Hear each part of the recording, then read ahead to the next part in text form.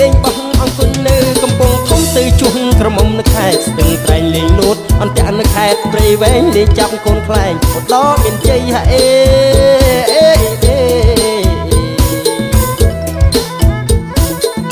ទៅលេងទាញព្រាត់នៅខេត្តពោធិ៍សាត់ដល់ព្រាត់ដាច់មាត់គុំឆ្នាំងគុំលីលាក់កូនសែងនៅបន្ទាយមានជ័យដេញគុំស្រីស្រីនៅមណ្ឌលគិរីហេ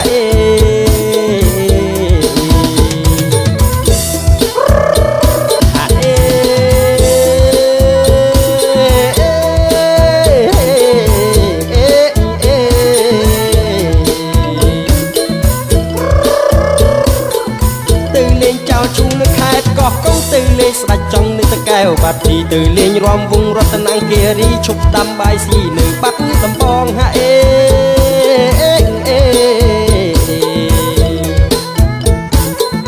ទៅលេងរាំត្រត់នៅខេត្តស្វាយរៀងរួច